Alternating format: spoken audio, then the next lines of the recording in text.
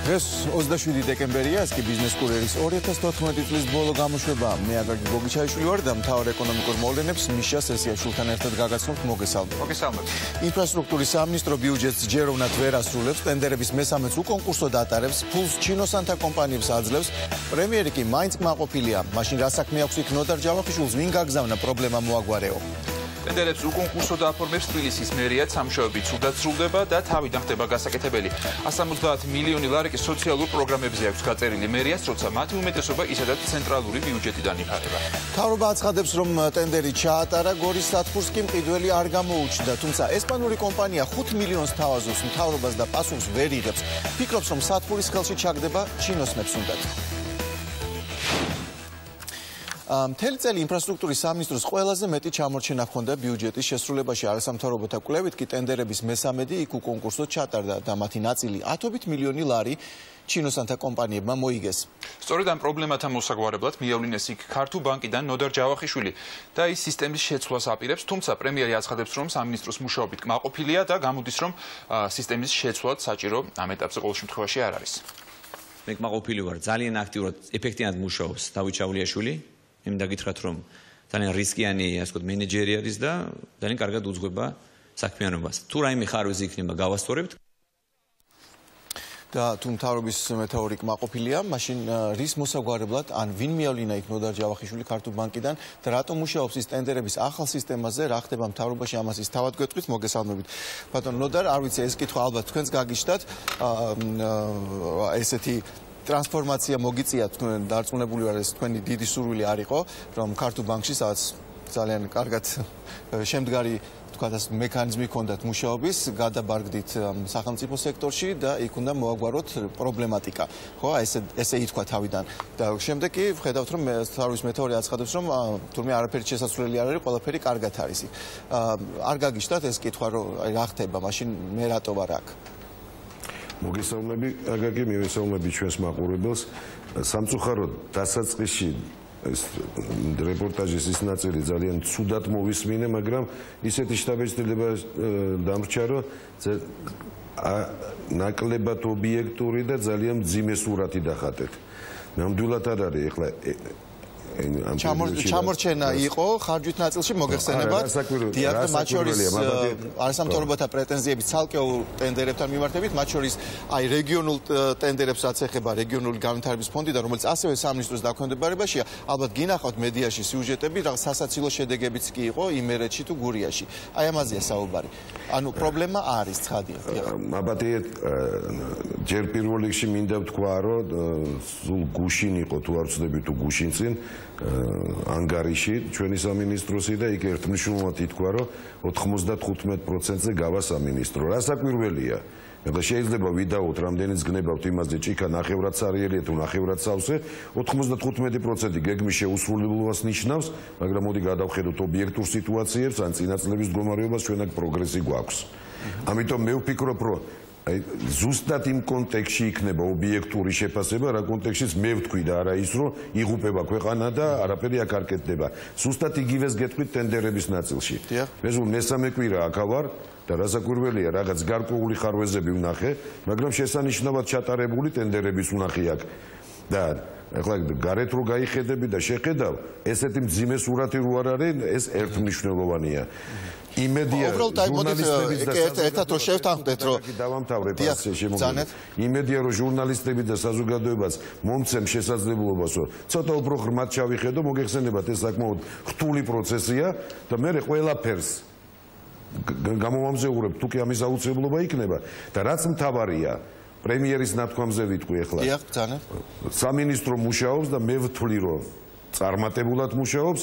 არის ყველა სამინისტროში და არა მარტო საქართველოში რომ იცოდეთ, მთელ მსოფლიოში არის ხარვეზები და რასაკვირველია იქნება ეს ხარვეზებიც აქ.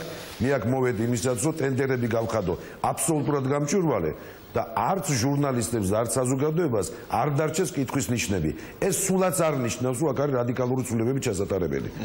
ეს არის ის მიდგომები, აი გამარტივდება ყველაფერი ისე და ერთმნიშვნელოვნად წაიკითხება, რომ არც ტენდერში მონაწილეს და არც გარედან მაყურებელს არ დარჩეს არც ერთი კითხვის ნიშანი. უბრალოდ რო შევთანხმდით რომ ერთ და იგივე თემაზე ვსაუბრობთ, მაგრამ კიდევ ვიტყვი მე რაც ვთქვი, რომ ეს კატასტროფა არ დაგვიხატავს, ჩვენ ვთქვით რომ მთელი წელი ინფრასტრუქტურის სამინისტროს ყველაზე მეტი ჩამორჩენა ჰქონდა ბიუჯეტის შესრულებაში და ეს სწორია და არასამთავრობოთა კვლევით და ესეც ციფრებს ეყრდნობა ტენდერების მესამედი ჩატარდა უკონკურსოდ, ანუ ერთ კომპანიასთან გაფორმებით, ანუ ეს ნიშნავს დანარჩენი 70% ჩატარდა ისე როგორც საჭირო იყო, როგორც თქვენ ბრძანებთ და ათობით მილიონი ლარი, რაც შეიძლება არაფერს არ ნიშნავდეს, მაგრამ საეჭვოა ჩინოსანთა მიერ დაფუძნებულმა კომპანიებმა მოიგეს. ანუ აქ ჩასახედია დამატებით, დიახ. აბსოლუტურად არ არის ეს ციფრები კორექტული, მიუხედავად იმისა, რომ მე ახლა ციფრებში ვერ შეგედავები, იმიტომ რომ არ დამითვლია. თუ 70% ტენდერების რაოდენობაზე საუბრობთ, არ გამოურიცხავ, რომ დაახლოებით მაგ დონეზე იყოს. მაგრამ მოდით თანხებში აიღეთ და ნახავთ, რომ არც 70-ია და არც 20. ამიტომ როცა ნახავთ, რომ იქ არის ლაპარაკი, თქვა 20,000-იან ტენდერზე, სადაც მეტი მონაწილე არ შეიძლებოდა ყოფილიყო, აი რო ჩაუღრმავდებით, მე მიხვდებით, რომ ეს ცოტათი ძალიან ისეთ ვიტყვი რბილად, ცოტათი არაკორექტულია. და რაც შეეხება მეორე საკითხს, აი თუ არ ვწდები საერთაშორისო გამჭვირვალობა გააკეთა ეს, ხო? აი ეხლა მე ნამდვილად არ მაქვს მაგის სურვილი და არც უფლებას მივცემ ჩემ თავს, რომ ვინმე შეგუა ვასწავლო.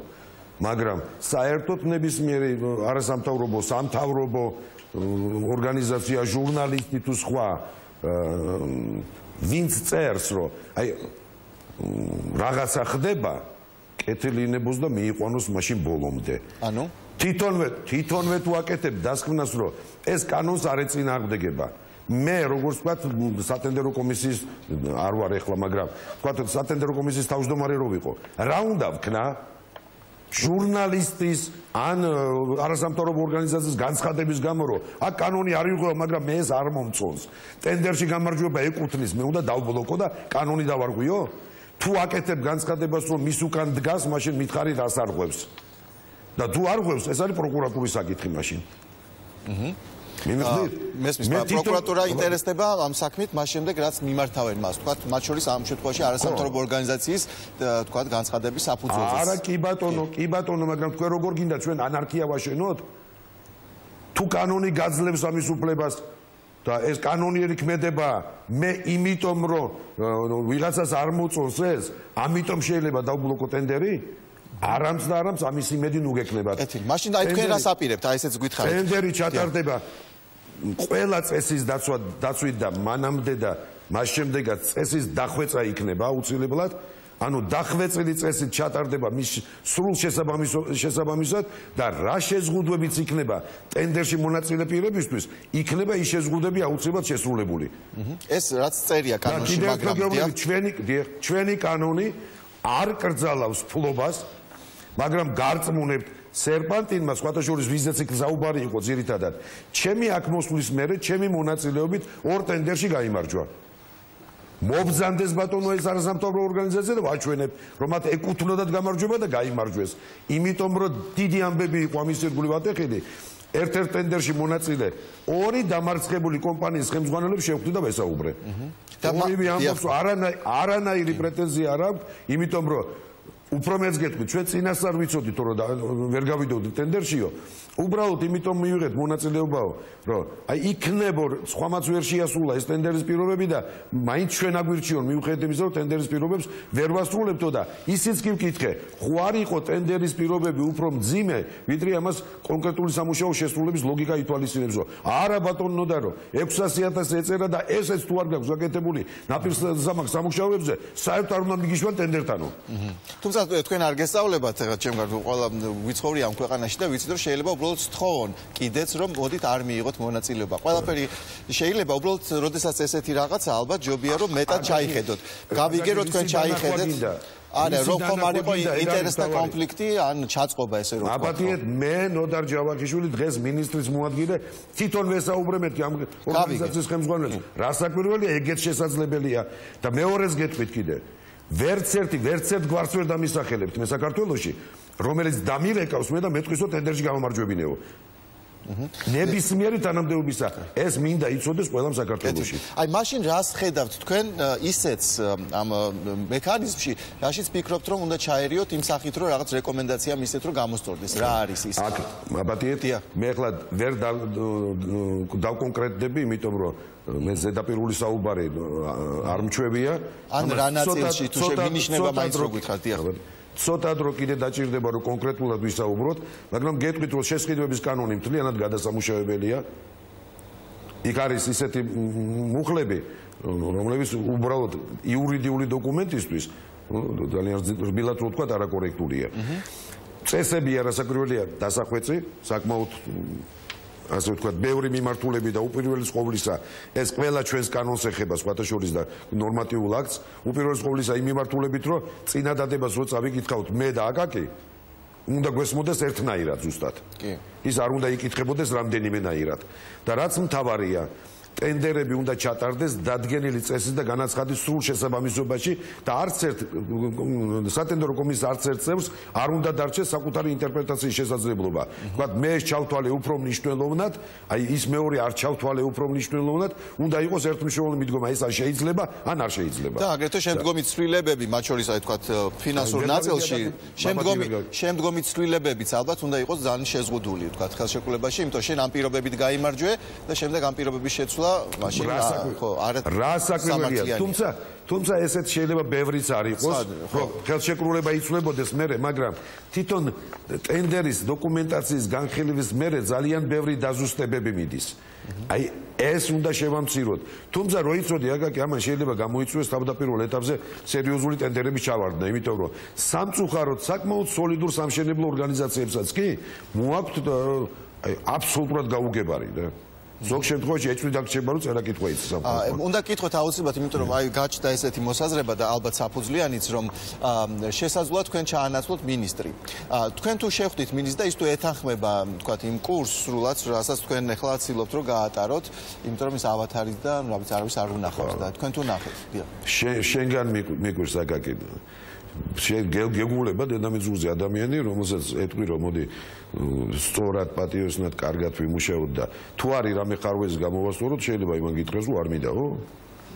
რასაკვირველია აქ მზაობას მე ვხედავ და თუ არ იქნება ეს მზაობა, ამას გარედანაც მიხვდებით თქვენ თვითონ და მე ვთვლი რომ ჩვენ ყოველგვარი ასე რყევების გარეშე გავივლით ამ პირველ ეტაპს და მე გუნდურად მივხედავთ ამ სერიოზული საქმის. როცა ჩათვლით რომ თქვენი მისია შეასრულეთ, თქვენ დაუბრუნდებით ქართულ ბანკს თუ გააგრძელებთ თქვათ მუშაობას, თუ ჯერ არ არის გაცნობილი.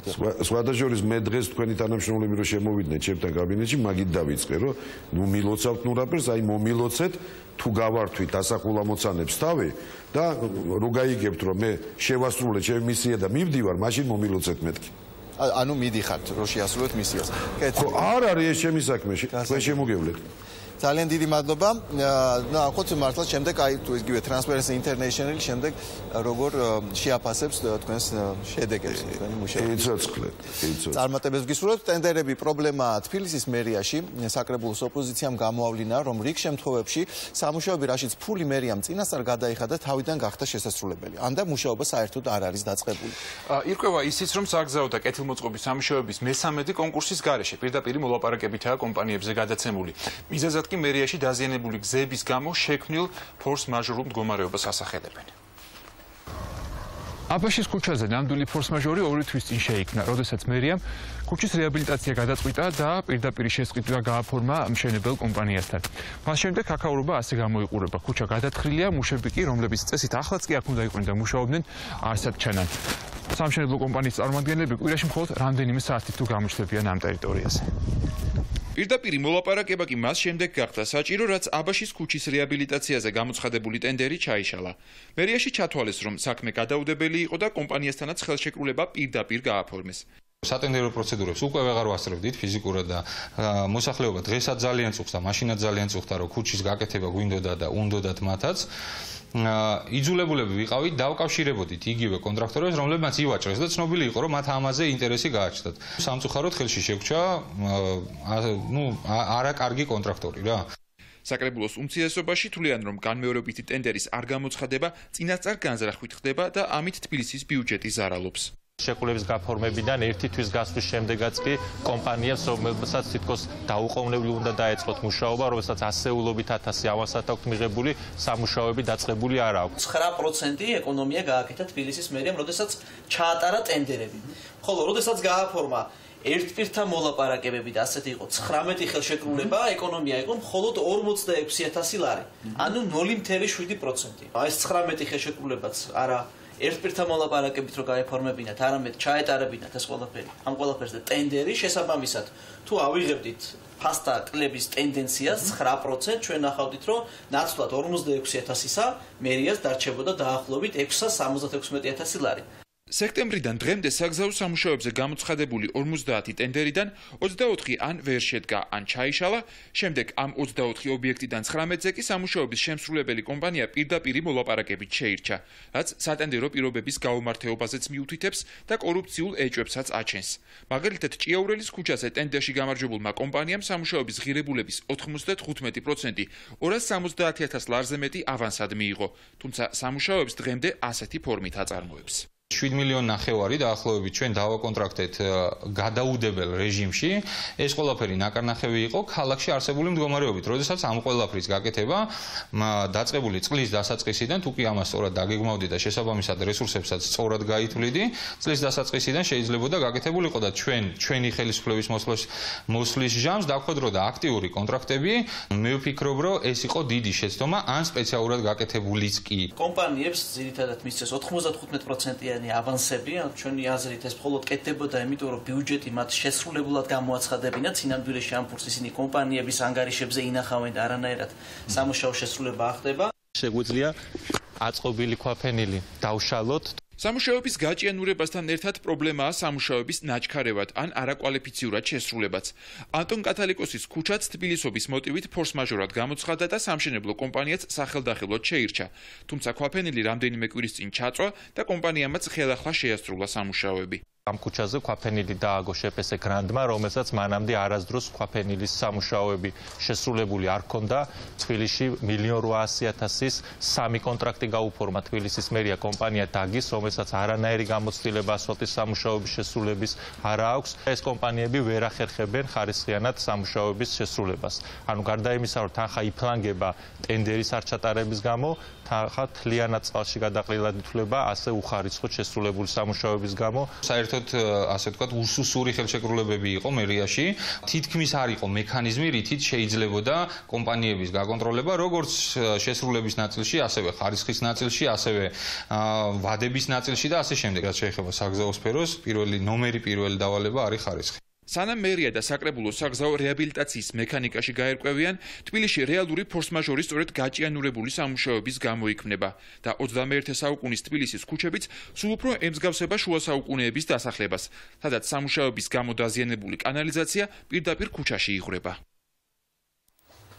დამატებით და გაცილებით მსხვილ პრობლემებზე, რომელთაც თავი ჯერ არ უჩენია, მაგრამ იჩენს, რადგან მომავალი წლის ბიუჯეტში ჩადებულია Transparency International-ი მიუთითებს. მაგალითად, 170 მილიონი ლარი მოჰყავს, რომელიც მერიას სოციალურ უზრუნველყოფაზე აქვს გამოყოფილი, თუმცა საკითხავია რამდენად აუცილებელია ეს ხარჯი, რადგან სოციალურ პროექტებს და ჯანდაცვას ცენტრალური ბიუჯეტი ისედაც გულუხვად აფინანსებს.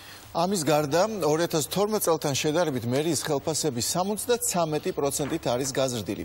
23 მილიონ ლარიდან 50 მილიონ ლარამდე.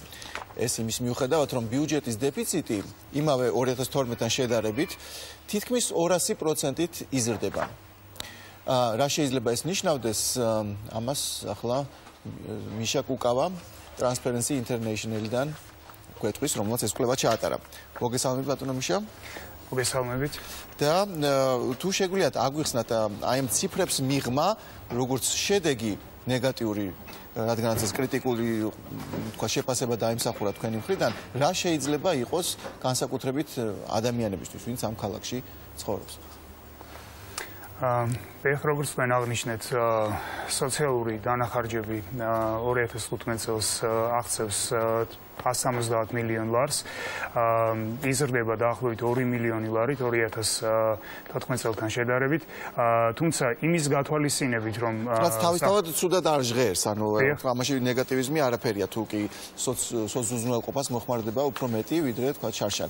მაგრამ აქ არის სხვა მომენტია რა, და რა არის ეს? ეს მთავარი არის ის, რომ ცენტრალური ბიუჯეტიდან თბილისის მოსახლეობის სოციალურ უზრუნველყოფაზე უკვე იხარჯება საკმაოდ დიდი თანხები და უდიდეს ნაწილს, ვთქვათ, აი ამ სოციუზრუნველყოფის ხარჯების უკვე აფინანსებს სახელმწიფო ბიუჯეტი. შესაბამისად, გაუგებარია დამატებით კიდევ 170 მილიონის დახარჯვა. რა თქმა უნდა, სოციალური პრობლემები ქვეყანაში არის და შეიძლება გაცილებით მეტის დახარჯვაც, ვთქვათ, ვიდრე 170 მილიონი, უბრალოდ აქ დგება, ვთქვათ, მიზანშეწონილობის და რაციონალურობის, ვთქვათ, და გონივრულობის თან ცხადია თუ დუბლირებული პროგრამებია, მაშინ ცხადია უპირატესად დაფინანსდება ცენტრალური ბიუჯეტიდან და კითხვა იბადება, მაშინ რა მოვა ამ ფულს, არა? და რა შეიძლება მოვიდეს, თქვათ, საუბარი ჩვენ ეჭვი არის იმაზე, რომ ჯიბეში აღმოჩნდება, თუ ეჭვი არის იმაზე, რომ უბრალოდ შემდეგ ტყუილად გაცდება ეს ფული. თუ უბრალოდ ამ მრჩევლის, თქვათ, რაღაც ელექტორალური მიზნებით აიხარჯა. ეცით რა არის, აქ ეხლა დუბლირებულ პროგრამებზე შეიძლება ნაკლებად ვილაპარაკოთ, თუმცა გარკვეული დუბლირებები ნამდვილად არის, თუმცა აქ არის ძირითადად აი ეს დამატებითი, ვთქვათ, შეღავათებისთვის, სხვადასხვა შეღავათებისთვის, ეს იქნება, ვთქვათ, იგივე 70,000 ქულის მქონე, სარეიტინგო ქულის მქონე თბილისში მცხოვრები, ვთქვათ, მოსახლეობისთვის დახმარების ზრდა 250 ლარიდან 500 ლარამდე, ეს იქნება იგივე, ვთქვათ, სატრანსპორტო შეღავათები და ასე შემდეგ. ანუ აქ როგორც გითხარით, არა იმდენად დუბლირებასთან გვაქვს საქმე, რამდენადაც დამატებით შეღავათებთან. რაც შეეხება ხე ელექტორალურ, ვთქვათ, მოტივებს და ვთქვათ, საარჩევნოდ მოტივირებულ ხარჯვას, ამაზე ვთქვათ, ჯერჯერობით ამაზე ვერ ვისაუბრებთ. უბრალოდ საუბრობთ მიზანშეწონილობა, მიზანშეუწონლობაზე ამ ეტაპზე. ამჯერად საუბრობთ იმაზე, რომ ვთქვათ, იმის გათვალისწინებით, რომ ქვეყანას არ აქვს რესურსი, ფისკალური რესურსი, კიდევ დამატებით 170 მილიონის დახარჯვა, მაშინ, როდესაც ცენტრალური მთავრობა აფინანსებს უდიდეს ნაწილს თბილისის სოციალური უზრუნველყოფის, არის არაგონივრული, არამხოლოდ არარაციონალური, არაგონივრული, ვთქვათ, რომ აღარაფერი ვთქვათ იმაზე, რომ ბიუჯეტის დეფიციტი არის 200%-ით გაზრდილი ბოლო 3 წელიწადში და ამ ფონზე კიდევ ხელფასები, თავი რო გავანებოთ იმ, ვთქვათ, მიზანშეუწონილ სოციალურ ხარჯებს, 73%-ით გაზრდილი, ვთქვათ, მერიის სისტემის. კი ბატონო, 73%-ით იზრდება 2012 წელთან შედარებით, თუმცა 2014 წელთან შედარებით ოდნავ მცირდება კიდეც, თუმცა იმდენად ვთქვათ დიდია ზრდა 2012 წელთან შედარებით, ეხლა ამას ნაწილობრივ ვთქვათ ობიექტური მიზეზებიც აქვს, იქ დაემატა რაღაც გარკვეული სამსახურები, თანამდებობრივი სარგოები გაიზარდა და ასე შემდეგ, თუმცა მაინც ეს 21 მილიონიანი ზრდა არის საკმაოდ ისეთი დიდი ზრდა 3 წელიწადში და რაც შეეხება დეფიციტს, აქ დავაზუსტებ, 153%-ით იზრდება დამტკიცებულთან შედარებით, აი ეს 196%-ით იზრდება დაზუსტებულ ბიუჯეტ 2012 წლის დაზუსტებულ ბიუჯეტთან შედარებით. ანუ რაც რეალურად იყო იმასთან შედარებით, დიახ. ხო, ანუ რაც რეალურად იყო, დიახ, რამდენჯერმე შევიდა 2012 წელს სვლილება და აი დამტკიცებული დაზუსტებულს არ უნდა შევადაროთ, ეს არ არის სამართლიანი შედარება. ანუ ესე იგი დამტკიცებულს რომ შევადაროთ 2012 წლის ბიუჯეტს 153%-იანი ზრდა გვაქვს, რაც საკმაოდ დიდი ზრდაა. თუმცა აქვე ვთქვათ, ისიც უნდა გავითვალისწინოთ, რომ ამ ზრდის საკმაოდ დიდი ნაწილი ხმარდება ვთქვათ, ინფრასტრუქტურულ პროექტებს, რაც ნამდვილად არ არის ცუდი, თუმცა ჩვენ ვთქვით, რომ ეს არის ფისკალურად აბსოლუტურად არამდგრადი მიდგომა ბიუჯეტის დეფიციტის. რა პოტენციურ შედეგებს ელით აი ნეგატიური შენიშვნებიდან, რომელიც თქვენ გაქვთ, აი სამი ძირითადი შენიშვნა, რა შეიძლება ეფექტი ქონდეს, უკუ ეფექტი აი ამას ყველაფერს მომავალი წლის განმავლობაში თუ ბოლოს? ეცით რა არის, აი მე ვთქვი რომ დეფიციტი იზრდება, აი ესეთი ნახტომისებური ზრდა ინფრასტრუქტურული პროექტების ხარჯზე მოდის საკმაოდ დიდი წილი ამ დეფიციტის ზრდის, რაც კარგია. თუმცა აი რომ არ ყოფილიყო, მაგრამ თბილისის ვთქვათ ინფრასტრუქტურული საჭიროებები არის გაცილებით უფრო მეტი, ვიდრე დღეს იხარჯება. შესაბამისად, აი ამ საჭიროებების დაკმაყოფილება ამ ვთქვათ ინფრასტრუქტურას გულისხმობ, შეუძლებელია იმ ფონზე, როდესაც სოციალური დანახარჯები, სოციალური უზრუნველყოფაზე მხოლოდ მოდის 170 მილიონი. შეიძლება დეფიციტი არც შეიძლებოდა ყოფილიყო, რომ თქვათ არ მომხარიყო. შეიძლება არც ყოფილიყო. ხელფასების ესეთი ზრდა და მიზანშეუწმებელი სოციალური. რა თქმა უნდა, მაგრამ აქვე აუცილებლად უნდა აღვნიშნოთ ერთი მთავარი პოზიტივი 2015 წლის ბიუჯეტში, ეს არის მისი პროგრამული დანართი, რომელიც ბევრად ჯობია საქართველოს ცენტრალური მთავრობის პროგრამულ ბიუჯეტს, ანუ სახელმწიფო ბიუჯეტის პროგრამულ დანართს. აქ არის ძალიან შტამბეჭდავი და ძალიან დეტალური ხარჯთაღრიცხვები, რაც დეტალურ წარმოდგენას გვიქმნის იმის შესახებ, თუ რის გაკეთებას აპირებს თბილისის მერია 2015 წელს და ვთქვათ, აი აჭარასთან ერთად, აჭარის 2014 წლის პროგრამულ ბიუჯეტთან ერთად თბილისმა შექმნა ძალიან კარგი პრეცედენტი, რაც მისაბაძი უნდა იყოს ცენტრალური მთავრობისთვის და სახელმწიფო ბიუჯეტს, რომ ამგვარი პროგრამული დანართი კონდეს, ეს იქნება ძალიან სერიოზული წინგადებული ნაბიჯი. არასამთავრობოსაც გავუადვილებდა მუშაობას, რომ შეადაროს ამდენად შესულ და დაგეგმილი სამუშაოები. კეთილი, ძალიან დიდი მადლობა ანალიზისთვის, ტენდერებს, ან აუქციონებს. მთავრობა ზოგჯერ ისე ატარებს, რომ ინვესტორი არის, მაგრამ მას ვერ ან არ ამჩნევს. ესპანური კომპანია, რომელიც გორში სახელმწიფო სათბურში მზად არის 5 მილიონი დოლარი გადაეხადოს, ამბობს, რომ პასუხს მთავრობიდან თვეები არავინ აძლევს, მაშინ როცა ოფიციალური ვერსიით მყიდველი არ გამოჩენილა.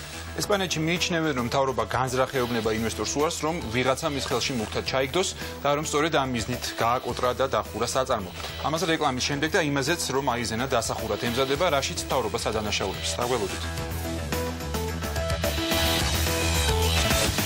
განაგზავნოთ ბიზნეს კურიერს ჩვენს წინა გადაცემას, რომელშიც 80 თანამშრომელი გორის სახელმწიფო სათბურის დახურვას აპროტესტებდა. ამ სათბურის მშენებელი კომპანია ესპანეთიდან გამოეხმაურა. ის აცხადებს, რომ სათბური მთავრობამ განზრახ გააკოტრა და დახურა, რომ ვიღაც ჩინოსანმა ხელში მუქთად ჩაიგდოს. მთავრობა კი აცხადებს, რომ სათბური წამგებიანია და უნდა გაიყიდოს, მაგრამ ყიდველი არ ჩანს, ამიტომ მზად არის ძალიან იაფადაც დაუთმოს ინვესტორს. ოღონდ კი ხალხი კვლავ დასაქმდეს, რასაც ესპანური კომპანია ტულს უწოდებს, ამბობს, რომ 5 მილიონ დოლარს იხდიდა, მაგრამ უარი უთხრეს. ეს ის სასათბურე მეურნეობაა, რომლის გაყიდვასაც მთავრობა ცდილობს, თუმცა როგორც აცხადებს, მყიდველი არ ჩანს. სახელმწიფო დაკვეთით ესპანური ტექნოპონიენტეს მიერ საერთაშორისო სტანდარტებით აშენებულ გორის მეურნეობაში პომიდორი მოყავდათ, თუმცა დღეს უკვე გაჩერებულია და მყიდველს ელოდება. როგორც მეურნეობის ყოფილი ხელმძღვანელი აცხადებს, სახელმწიფოს მართვის ქვეშ კომპანია წამგებიანი იყო. დღეს ის გორის მერია. სახელმწიფოს საკუთრების პირობებში პრაქტიკულად შეუძლებელია მისი მენეჯმენტი განხორციელდეს კარგად. ამისათვის სწრაფი გადაწყვეტილებებია საჭირო, სწრაფი რეაქციები სიტუაციებზე, რაღაცა ფინანსებია საჭირო, რომელიც უნდა იყოს მმართველის მენეჯმენტის ხელში და ყოველთვის ყველაფერზე არ უნდა ეკითხებოდე ბიუროკრატიულ აპარატს. ესპანური კომპანიის წარმომადგენელი საქართველოში გიორგი ფაიქიძე აცხადებს, რომ 2012 წელს ხელისუფლების შეცვლის შემდეგ ახალმა მენეჯმენტმა სასათბურე მეურნეობის მიზანმიმართული გაკოტრება დაიწყო, თორემ ის სავსებით მომგებიანი იყო და დღესაც საინვესტიციოდ მიმზიდველია. ზურა ჯირკველაიშვილის მხრიდან, ესე იგი, ყველანაირი ბარიერები გვხვდებოდა ჩვენ. მიუხედავად რომ ის იყო სათბურის დირექტორი. ყველანაირ ბარიერებს გვიქმნიდა. ჩვენი კონტრაქტი იყო კვადრატულ მეტრზე უნდა მოსულიყო 25 კილო. მოვიდა, მეტიც მოვიდა, მაგრამ იმ აგრონომს, რომელიც საქართველოში მუშაობდა, ესპანელ აგრონომს, არ გადაუხადეს 3 თვის განმავლობაში ხელფასი და მოსთხოვეს, რომ ჩაეწერა ვითომ 15 კილოზე მეტი არ მოვიდა კვადრატულ მეტრს. ზურაბ ჯირკველიშვილი ბრალდებებს აბსურდულს უწოდებს, თუმცა სატელევიზიო კომენტარზე უარს აცხადებს. ესპანური კომპანიის წარმომადგენელი კი მიიჩნევს, რომ გაკოტრების შედეგად ხელისუფლებასთან დაახლოებულ პირებს ქონების ხელში იაფად ჩაგდება სურთ. მისი თქმით, ესპანური კომპანია უკვე მარტიდან სასათბურე მეურნეობის შესყიდვას ცდილობს, თუმცა ქართული მხარე უარით ისტუმრებს. მეცაც გეტყვით. როდესაც გავიგეთ, რომ სათბურის გაჩერებას აპირებდნენ და გაყიდვას აპირებდნენ, მე პირადად ჩემი ფირმის მფლობელის დავალებით დაუკავშირდი საქართველოს სოფლის მეურნეობის სამინისტროს და შევთავაზეთ 5 მილიონი ლარი სათბურში. რაზეც გაგვიცხადეს უარი. სოფლის მეურნეობის სამინისტროში აცხადებენ, რომ სათბურის შესაძენად მათთვის არავის მიუმართავს. უფრო მეტიც, ზაფხულში გამოცხადებული იყო ღია აუქციონი და ნებისმიერ კომპანიას მასში მონაწილეობის მიღება შეეძლო, თუმცა მსურველი არ გამოჩნდა. ეს აუქციონი ღიაა, საჯარო. ჩვენ მის შესახებ შევატყობინეთ ყველა საელჩოს, საერთაშორისო ორგანიზაციას და ეს აუქციონი გრძელდებოდა 1 თვის განმავლობაში. ანუ დაინტერესებული პიროვნება უდაოდ ნახავდა ამ შესაძლებლობას და გამოიყენებდა. ასე რომ ჩვენამდე არ იყო მოთხოვნა. ესპანური კომპანიის ხელმძღვანელი კი აცხადებს, რომ მთავრობას სათბურის შესყიდვად შესთავაზა და მისი განვითარების გეგმად შეიმუშავა. ვფიქრობთ, რომ სრულიად შესაძლებელია ეს საწარმო მომგებიანი იყოს და ამიტომაც გვინდოდა მისი შეძენა. ჩვენ არ ვეთანხმებით მთავრობის პოზიციას. შემიძლია მხოლოდ ის გითხრათ, რომ მთავრობას ჩვენი შემოთავაზება რომ მიეღო ამ სათბურს ყოველგვარი დამატებითი ხარჯის გარეშე ვამუშავებდით. მით უმეტეს, როცა რუსეთმა ევროპული იმპორტი ჩაკეტა, საქართველოში კი პირიქით საუბარია ბაზრების გახსნაზე. თვლი რომ მართლაც ძალიან დიდი მოგების მიღება შეიძლებოდა. სამინისტროში აცხადებენ, რომ მზად არიან ინვესტორის წინადადებები დღესაც განიხილონ და გადაწყვეტილებები სწრაფად მიიღონ. მეცაც გეტყვით, ხა ეს ვთქვათ, არაფერი არ არის მათთვის დაკარგული, ესაც ამ საწარმოს პრივატიზაცია ვერ მოხერხდა დღემდე და ჩვენ ძალიან დაინტერესებული ვართ, რომ კერძო კვალიფიციურ ხელში გადავიდეს ეს საწარმო, ამიტომ შეუძლიათ ეხლაც მოგმართონ თავისი წინადადებით, ოღონდ წერილობითი ფორმით და მე და ჩვენი ორგანიზაცია ვაძლევთ პირობას, რომ ყოველგვარი ბიუროკრატიული შეფერხების გარეშე გადაუწყვეტავთ ამ საკითხს. სანამ ინვესტორი და სახელმწიფო ერთმანეთის მიმართ ბრალდებებით არიან დაკავებულები, გორის სასათბურე მეურნეობა უკვე თვეებია გაჩერებულია. მაშინ დასაქმებული 80-მდე თანამშრომელი კი უმუშევრადაა დარჩენილი. უმსხვილესი სათბური ამჟამად ეკონომიკის სამინისტროს ბალანსზეა, თუმცა ჩანს სოფლის მეურნეობის სამინისტროსაც მიუწვდება ხელი. ჩვენ იმედს ვიტოვებთ, რომ უწყებების სწორ გამოსავალს მონახავენ და 80 თანამშრომელი, რომელიც ახალ წელს ჯერჯერობით უმუშევარი ხდება, სამუშაოს დაუბრუნდება. მთავრობისგან საშუალს აღარ ელიან აირზენაში ერთადერთი მოქმედი ქართული ავიაკომპანია დასახურად ემზადება, რადგან მიიჩნევს, რომ რუსული კომპანიების ექსპანსიას ვერ გაუძლებს, რასაც მწვანე შუქს მთავრობა აძლევს. თუმცა თავიდან საქმეს ასეთი პირი ნამდვილად არ უჩანდა. აირზენას მთავრობის მხარდაჭერა ჰქონდა. მან ჯერ ზაფხულში ბაზარზე ახალი ავიაკომპანიების რეგისტრაცია შეაჩერა, რაც აირზენას აძლევდა ხელს, შემდეგ კი მთავრობა რუსული კომპანიების ჩარჩოში მოქცევასაც დაპირდა და ფლაგმანის სტატუსსაც. თუმცა შემდეგ გადათქვა. რა მოხდა, ამას ახლა იასე ზაუტაშვილი აირზენას გენერალური დირექტორი გვეტყვის, მას მოგესალმებით ბატონო იასე, ანუ რა მოხდა, რა შეიცვალა თქვა ამ მსვლელობისას. იმიტომ თქვენ გვახსოვს, რომ აი თქვა კომპანიამ ოფიციალურად განაცხადა, რომ გადაწყდა საკითხი, მათ შორის ისე როგორც თქვენ მოითხოვდით, მათ შორის ეს ფლაგმანის სტატუსის მხრივაც და შემდეგ იმავე დღეს ჩვენ მოვისმინეთ ეკონომიკის მინისტრის განცხადება, რომ თქვენი კომპანია ახორციელებდა ზეწოლას მთავრობაზე და ამას არ დაუშვებს და ყველაფერი შემოbrunდა. თუ შეგიძლიათ აი გითხრათ, მესმის შეიძლება ეს იყოს რაღაც კულუარული თემა დაფარული, მაგრამ მაინც რა დოზითაც შეგიძლიათ გითხრათ რა მოხდა. ან თქვენ ვინ გაძლევდათ მთავრობიდან ასე ვთქვათ ზურგს და შემდეგ რამ ჩაშალა ეს ყველაფერი. მოგესალმებით კიდევ ერთხელ პირველ ყოვლისა, მადლობას მოგახსენებთ სტუდიაში მოწვევისთვის. მას მერე რაც ფაქტურად ჩვენ გუშინ წინ მოვისმინეთ ის ვერდიქტი, რომელიც გამოუტანეს ავიაკომპანია Georgian Airways, განაცხადეს რა მოვისმინეთ ოფიციალური განცხადება ეკონომიკის სამინისტროსგან, რაც გულისხმობს, რომ დღეის მდგომარეობით უკვე ფაქტიურად რუსეთის საერო მიმოსვლის გზაზე მოქმედებს 18 სიხშირე ყოველკვირეულად და ეს რომ კარგად განგიმარტოთ და გაუმარტოთ მაყურებელს ნიშნავს, რომ თუ კი დაუშვა ჩვენ ზაფხულის პერიოდში, როდესაც მგზავრთა ნაკადი ბევრად დიდია, როდესაც იგივე ტურიზმის შემოდინება გაცილებით მაღალია, ჩვენ მქონდა 2 რეისი დღეში მოსკოვის მიმართულებით, ფაქტიურად ხვალიდან უკვე ჩვენ უნდა გქონდეს ზამთრის პერიოდში დაბალ სეზონზე 5 რეისი მოსკოვის მიმართულებით, რაც რასაკვირველია გაცილებით მაღალია ვიდრე არსებული მოთხოვნა, რაც არსებობს ამ ბაზარზე, მაგრამ და თქვენი შეფასებით არ შეივსება იქნება წამგებიანი. რასაკვირველია. მაგრამ სანამ შედეგებზე ბოდიში როგორ გაგაწყვეტ, სანამ შედეგებზე ვისაუბრებთ ამ გადაწყვეტილების, სამთავრობო გადაწყვეტილების, არ ვიცი თქვენ სპეციალურად არიდეთ თავი, არ გინდათ ამ კითხვას უპასუხოთ, მაგრამ ჩვენთვის ძალიან საინტერესოა, რა მოხდა, რატომ მოხდა ასე, სხვანაირად რომ ვთქვათ, რა ძალები არიან, ვთქვათ, მთავრობაში, რომლებიც თქვენ გემხრობიან, რაც ჩანდა აქამდე და რამ ითამაშა, ვთქვათ, როლი, რის გამოც თქვენ საწინააღმდეგოდ შემოbrunდა ის არის.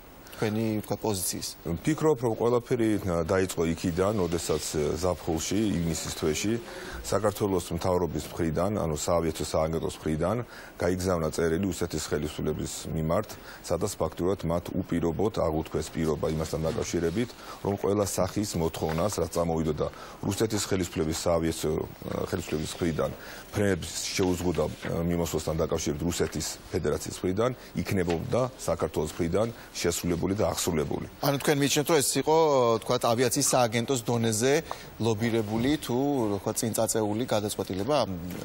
ყოველ შემთხვევაში ინიციატორი ამგვარი ნოტისა გაგზავნისა გამოვიდა ავიაციის სააგენტო, ალბათ შესაბამის კონსულტაციები იქნებოდა გავლილი ეკონომიკის სამინისტროშიც, მაგრამ ფაქტია, რომ კონკრეტულად ამ დარგისთვის და ჩვენი სფეროსთვის ეს იყო გარკვეულწილად დამოკიდებული. თუმცა შემდეგ თქვენ მოახერხეთ, რომ აი ლობირების გზით თქვენს მხარეს ასე თქვათ აღმოჩენილიყო, იქ საუბარი იყო პატრიარქის მხარდაჭერაზე, საუბარი იყო თუ მეშლება მედიაში ესე ითქვა ყოველ შემთხვევაში ექს-პრემიერის თქვათ მხარდაჭერაზე, ну მე გულისხმობ შინაარსობრივად მხარდაჭერაზე და ამან ერთმა სააგენტომ თქვენ ფიქრობთ, რომ აი შესაძლოა გადაეწონა ესეთი მხარდაჭერა? ამ რეისებზე თქვენ როგორც გახსოვთ, ჩვენ ვახორციელებთ მიმოსვლას უკვე ბევრი წელია. თავის დროზე, როდესაც შეწყვეტილი იქნა რუსეთის მხრიდან ეს რეისები, ამ რეისების აღდგენას კუთხით, რასაკვირველია, მაშინ საპატრიარქოს მხრიდან უშუალოდ პატრიარქის მონაწილეობით მოხდა თხოვნა რუსეთის ხელისუფლების ხარისხის მიმართ და ასე ვთქვათ, ეს თხოვნა იქნა გათვალისწინებული იმ კუთხით, რომ რაღაც პერიოდში უკვე ეს მიმოსვლა აღდგა, რომელსაც მიეცა ჩარტერული ხასიათი, რომელიც მერე სადაც დავფრინავდით ყოველკვირეულად ჩვენ აქედან მხრიდან ჯორჯ ნერვესი, რუსეთის მხრიდან კომპანია სიბირი. მაგრამ ეხლა როდესაც დადგა საკითხი იმასთან დაკავშირებით, რომ აღდგეს რეგულარული მიმოსვლა და ჩვენ მივესალმებით ამას, რასაკვირველია, ძალიან მნიშვნელოვანია რეგულარული მიმოსვლა აღდგეს რუსეთის ფედერაციასთან, მაგრამ პარიტეტის პრინციპი და სამართლიანობის პრინციპი უნდა იყოს აუცილებლად დაცული და ჩვენ არ შეიძლება ექსკლუზიურად გადავცეთ რუსეთის ავიაკომპანიებს. შესაბამისად ეს მხარდაჭერა უკვე აღარ იყო ამ ეტაპზე. რასაკვირველია, აღარ ყოფილა და შესაბამისად მათ მიეცათ საშუალება ექსკლუზიურად ეფრინათ იმ მიმართულებაზე, იმ კომპანიების რაოდენობით და დღეს უკვე ბაზარზე აეროფლოტის გარდა შემოვიდა უკვე კომპანია ტრანსაერო და ის დაპირება, რომელიც იგივე ეკონომიკის სამინისტროს მხრიდან გაჟღერდა ჩვენს მიმართ, რომ იქნებოდა არა უმეტეს 14 სიხშირისა და რომ ორი კომპანიის გარდა ამ ეტაპზე არავინ შემოვიდოდა და რომ დაიცვებოდა სამართლიანობის და პარიტეტის პრინციპი ქართული კომპანიის მხრიდან და არ მიეცებოდა ამას მიზანმიმართული გაკოტრების საშუალება ჩვენი კომპანიის მიმართ გულისხმობ, ეს პირობა რასაკვირველი არ იქნა შესრულებული. ეს სიტყვა შეიცვალა, მე არ ვიცი რატომ რითი ხელმძღვანელი თქვენ რამდენი ანალიზი რას გაძლევთ ის ფიქრის საშუალებას? ალბათ ამ ეტაპისთვის უფრო მნიშვნელოვანი არის, რომ იგივე რუსულ ავიაკომპანიებს ჩვენ, რომლებიც სხვათა შორის მინდა გითხრათ, რომ ძალიან სერიოზული კრიზისი ახლა თქვენ იცით რუსეთში და ეს ავიაკომპანიები სერიოზულ კრიზისს განიცდიან, მათთვის ძალიან მნიშვნელოვანია იგივე ქართული ბაზარი იქნება თუ სხვა ყოფილი SNG-ს ბაზარზე თითოეული დოლარის შეუნაც კი მათთვის მნიშვნელოვან წყაროს წარმოადგენს და ეს ბენეფიტის თუ შეიძლება ასე ითქვას, რომელიც მიცემული იქნა რუსული კომპანიებისთვის ძალიან მნიშვნელოვანია და სხვათა შორის ახლა ის ორდღიანი ეგრეთ წოდებული საიდუმლო შეხვედრა, რომელიც გაიმართა კიდეც რუსეთის საავიაციო ხელისუფლების წარმომადგენელთა მონაწილეობით საქართველოში, ცხადყო ამან სწორედ ის, რომ რუსები ჩამოვიდნენ საქართველოში იმ კონკრეტული დანაპირების წასაღებად, რა პირობაც მათ თავის დროზე აღუდგეს. სავარაუდოდ რის სანაცვლოდ, აი თქვენ როგორ ფიქრობთ, რა შეიძლება თქვათ შეეთავაზებინათ საპირწონეთ, თქვათ აი ამ დათმობის თუ რა ვიცი ყოველ სამწუხაროდ ხარდაჭერის დიახ. სამწუხაროდ მიუხედავად იმისა, რომ დღესდღეობით აერზენა წარმოადგენს ერთ-ერთ ქართულ ავიაკომპანიას, რომელიც არა მარტო ამ მარშრუტზე, არამედ საერთაშორისო მარშრუტებზე დაფრინავს და სამწუხაროდ მიუხედავად იმისა, რომ დღეს ალბათ სამოქალაქო ავიაციის სააგენტოს მხოლოდ ერთადერთი ქართული ავიაკომპანია გააჩნია ბაზარზე, რომლის ინტერესებიც ალბათ უნდა დაიცვას წესით ამ სააგენტომ, მიუხედავად ამისა, ჩვენთვის ამ შეხვედრის არც ერთი დეტალი, არც ერთი პირობა და არც ერთი მოლაპარაკების ნიუანსი ცნობილი არ იყო. კეთილი, მაშინ აი, მაშინ შედეგებზე ვისაუბროთ. ეს რაც არის დღეს ნიშნავს თუ არა აუცილებლად იმას, რომ აიზენას ვეღარ ვიხილავთ ბაზარზე საერთოდ. ბატონო კაკი, თუ იტოვებთ რაღაც, თქვათ, ბატონო კაკი, მინდა მოგახსენოთ, რომ ეს არის იმდენად მნიშვნელოვანი საკითხი, რაც შეეხება საჰაერო მიმოსვლას, რომ იგივე თქვენ კარგად იცით, ბელორუსია, რომელიც არ წარმოადგენს არც მტრულ სახელმწიფოს რუსეთთვის, არამედ პირიქით მეზობელი სახელმწიფოა, ბელორუსიასთანაც კი, როდესაც იყო გარკვეულწილად უთანხმოება საჰაერო მიმოსვლის სიხშირეებთან დაკავშირებით, იქ იყო საუბარი 4 ან 5 სიხშირე ყოფილიყო და რუსეთმა მოითხოვა 5 სიხშირე და ბელორუსი დადგა 4 სიხშირეზე, ამის გამო თავის დროზე რამოდენიმე დღით ფრენებიც კი შეწყდა რუსეთსა და ბელორუსიას შორის. იმდენად მნიშვნელოვანია ეს საკითხი. და ჩვენ ამ დროს, როდესაც 7 სიხშირე იყო, ეს ნიშნავდა ყოველდღიურ ფრენებს, ასე უპირობოდ ვთანხმდებით, რომ 18 სიხშირე მივცეთ რუსეთის ხელისუფლების წარმომადგენლებთან, ჩვენი დამოკიდებულება მე მგონი უფრო სხვაგვარია რუსებთან, ვიდრე ბელორუსიასა და რუსეთს შორის. ვფიქრობ, რომ დამღუპველია. რასაპირებს აერძენა, რასაკვირველია აერძენა ამ შემთხვევაში ამ პრინციპებით და ამ თამაშის წესებით ვერ განაგზობს ამ მინიმუმ ამ მარშრუტზე მონაწილეობის მიღებას და ფრენების განხორციელებას, იმიტომ რომ ჩვენ არ გვაქვს ის უფუნება, რომ ქონდეს რაიმე დოტაცია და რაიმე დახმარება ამ სახელმწიფოს. თუმცა ეს იყო მიმართულება, რომელიც იყო ერთ-ერთი ძირითადი, ასე ვთქვათ, ჩვენი საოპერაციო საღერძო მიმართულება ნამდვილად ეს იყო ერთ-ერთი მთავარი შემოსავლის მიღების წყარო თუნდაც ავიაკომპანიისთვის, რომლითაც ის ფაქტიურად ინახავდა სხვა ევროპულ მიმართულებებს. ჩვენ არ გვაქვს არანაირი დოტაცია და დახმარება სახელმწიფოს მხრიდან განსხვავებით იგივე რუსული კომპანიებისა. ჩვენ არ გვაქვს არანაირი კრედიტში და არანაირი განვადებით და არანაირი ესე ვთქვათ წინეს შეღავათები არ გვაქვს იგივე ავიასაწვავის შეძენის კუთხით, როგორც გააჩნია იგივე რუსულ კომპანიებს. ამიტომ ჩვენ არ გვაქვს ის უფუნება, რომ 10 და 20 მგზავრით ჩვენ შევინახოთ ეს მთლიანი მიმართულება, რაც ფაქტიურად დღეს ის წინაშეც დაგვაყენა ჩვენ საავიაციო ხელისუფლებამ და მიზან მიმართულად ახორციელებს. ახლა უკვე თქვენ აღარ გაქვთ არც ერთი რეისი? ჩვენ ზამთრის ახლა საახალწლო პერიოდში გაგედული გვაქვს წინასწარ ბილეთები, მგზავრებს შეძენილი აქვს ბილეთები და შესაბამისად ჩვენ საახალწლო მთელ პერიოდის განმავლობაში ალბათ 15 იანვრამდე შევასრულებთ ამ რეისებს მოსკოვის მიმართულებით. ამის შემდგომ რასაკვირველია გადავხედავთ ამ მარშრუტს, ალბათ სავარაუდოდ დავხურავთ და ამ მაცობაში დაველოდებით რასაკვირველია გადაწყვეტილებას. ხო, მაგრამ თქვენ გაქვთ აგრეთვე ფინანსური ვალდებულებები, თქვათ იმ ლიზინგის სახით, რომელიც თვითმფრინავებით, არ ვიცი რამდენი, მაგრამ ლიზინგით გაქვთ აღებული. აი ამ პრობლემას როგორ მოაგვარებთ, იქ ხო უნდა იხადოთ? ჩვენ უკვე შევატყობინეთ ჩვენ ლესორებს ეგრეთოდებულ იმ კომპანიებს, ვისგანაც ლიზინგი გვაქვს აღებული, იმ კრიტიკული მდგომარეობის შესახებ, რაშიც იმყოფება ჩვენი კომპანია და უშუალოდ კონკრეტულად ალბათ სახელმწიფო ამ კუთხით. შესაძლებელია უკვე ვფიქრობთ იმაზე, როგორ უნდა განახორციელოთ ამ თვითმფრინავების დაბრუნება მელიზინგებთან. ამის გარდა ის დეპოზიტები, რომლებიც მილიონობით ლარს წარმოადგენს, ალბათ ის დაიკარგება სამწუხაროდ. ამის გარდა ბოინგი და სხვათა შორის, რომელიც ჩვენ უთხარით თავის დროზე მთავრობას, რომ ჩვენ ვაპირებდით ბოინგის ახალი ბოინგის ყიდვას 737-800, რომელზეც დეპოზიტი თანხა გადახდული ქონდა უკვე ეს თანხა სამწუხაროდ დაიკარგება და მთლიანობაში განადგურდება ალბათ კომპანია, ეს მარტო კომპანიის განადგურება სამწუხაროდ არ არის. ის მთელი რეზერვი, რაც არის ფრინავების, სამხედრო ფრინავების თუ სხვა მთელი საშტატო რეზერვი, რაც გააჩნია კომპანიას, დაიკარგება და ფაქტიურად კომპანია დადგება ბოლომდე გაკოტრების გზაზე. დიდი მადლობა. ანუ არც თუ ისე ხალისიანი ახალი წელი დაგიდგათ კომპანიას. და მადლობა მიმოხილვისთვის. რეკლამის შემდეგ დიახ, ახალი წელი უკვე კარზეა მომდგარი და მედიაც საზეიმოდ ალღაზია, მაგრამ ბევრს არ ეზეიმება აიზენას გარდა, მათ შორის და ჩვენ ხსოვს სწორედ მათ მივაპყროთ ყურადღება კიბოთი დაავადებულებს, რომელთაც აქ ვერ მკურნალობენ და ვერც უცხოეთში მიდიან, რადგან ამდენი არ აქვთ.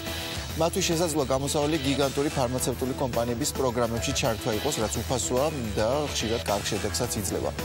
აგრეთვე გავჩვენებთ სახელდახელოდ მოწყობილ საწარმოს, სადაც ცხინვალიდან დევნილები და ობოლი ბავშვები ცდილობენ რაღაც საწარმოონ, რომ თავი გამოიკვებონ, თუმცა ცუდად გამოსვლით და სულ ცოტა ხელის წაკვას თხოვენ მთავრობას. ყურადღების მისაპყრობად კი ჩვენ მოგმართავს. დაგვეუბნებით.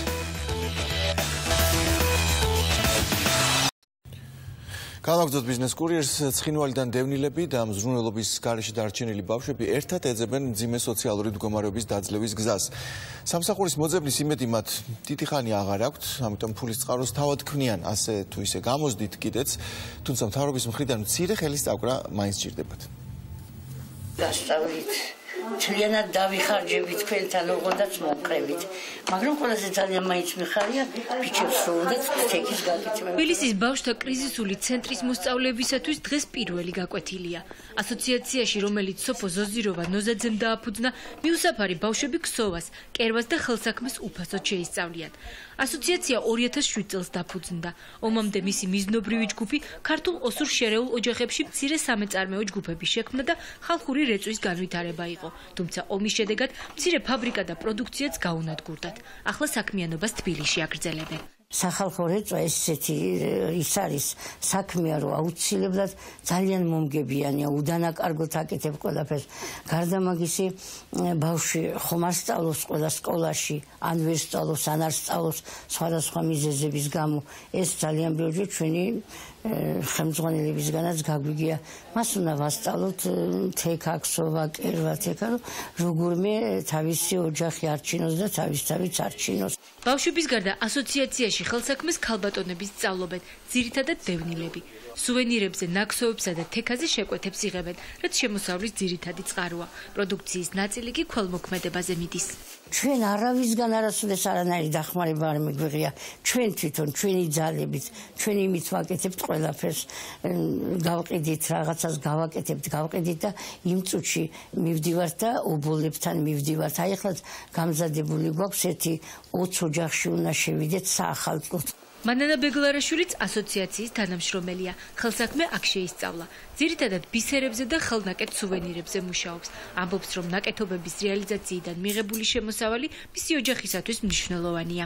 ეკონომიკური მდგომარეობა ცოტა გაუსაძლო სიტუაციაში, მაგრამ თვალის სიტუაციაზე მოთხოვნადი და შეკვეთები, ნუ ყოველ შემთხვევაში უკმაყოფილო არა ვარ. ხშირ შემთხვევაში მასალად მეორადი ტანსაცმლის მაღაზიებში შეძენილ ნაქსოვს იყენებენ. შეღავათიან ფასად შეძენილი მასალა დამუშავების შემდეგ ახალ სახეს იძენს. როგორც კი მოვუვათ ხოლმე ნაქსოვები ჩვენ გვეძახიან და მივდივართ და ვყიდულობთ. იმას ჩვენ ვარღვევთ, ჩვენი ტექნოლოგიით ვაახლებთ და ვქსოვთ. რომელსაც მე ვყიდით ჩვენ და კარგ ფასად ვყიდით და ძირითადად მაგითი ვცხოვრობთ და მაგითი ვარსებობთ და ბავშვებსაც იგივეს ვასწავლით. ქალბატონი სოფო ამბობს, რომ მათი ძირითადი პრობლემა ფართის უქონლობაა. მისი თქმით, თუ კი ხელისუფლებიდან ვინმე ყურადღებას გამოიჩეს, მათ საქმიანობას კარგი პერსპექტივა ექნება. თავრობისგან არც მასალა არ გვინდა, არაფერი არ გვინდა, თქვენას უნდა დანგრეული კედლები იყოს, რაფორმითაც უნდა მოგცენ, გინდა ქირით, გინდა არენდით, თუნდა გვათხოვონ, როცა კი დასჭირდებათ ის ფართი, ჩვენ იმ წუთში დავუცლით და ნამდვილად შეგვიწყონ ხელი. ასოციაციის გეგმებში წეროვანში, გორსა და ზუგდიდში სასწავლო ცენტრების გახსნა შედის, სადაც ხელსაქმის შესწავლის შანსი სხვა დევნილ ქალბატონებსაც მიეცემათ. საკუთარი თავის შველის გზა კიბოთი დაავადებულებსაც გამოუჩნდათ. ისინი გიგანტი ფარმაცევტული კომპანიების გამოკვლევებში ერთვებიან და ამ გზით უახლეს პრეპარატებსაც იღებენ და ყველა სხვა საჭირო პროცედურებსაც უფასოდ, რაც $100,000 შეიძლება დაჯდეს და არც ერთი სახელმწიფო პროგრამით არ ფინანსდება.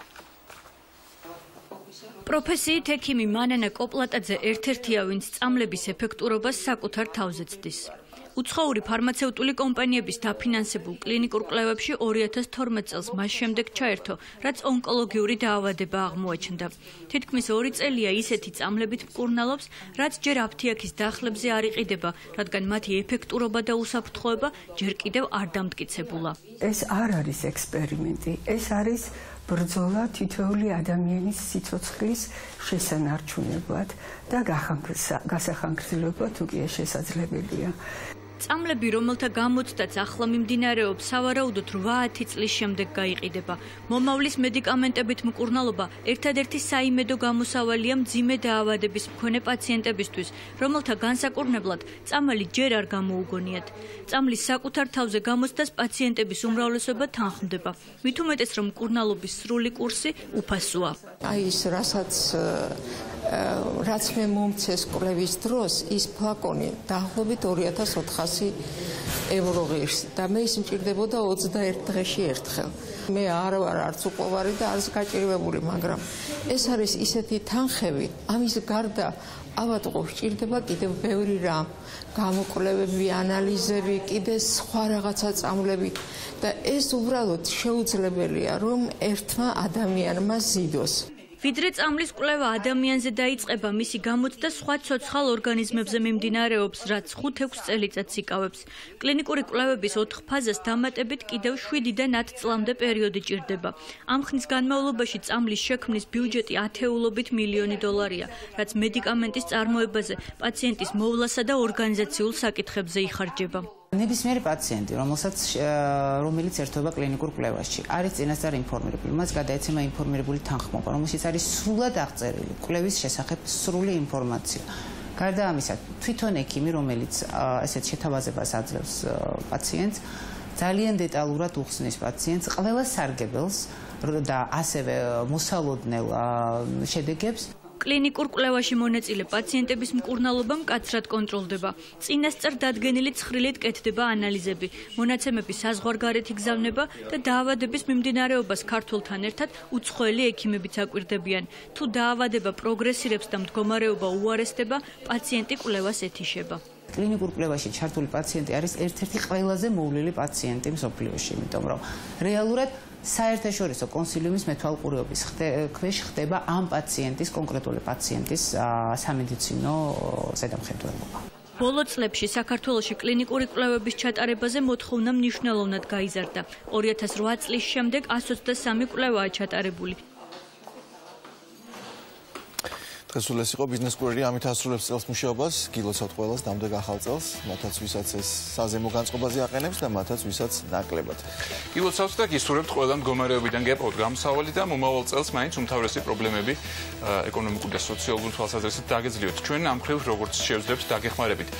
თქვენი იდეების და პრობლემების შესახებ კი შეგიძლიათ ამას უბოში Facebook-ზე მოგწეროთ, როგორ და რანაირად აუცილებლად გავითვალისწინებთ მათ.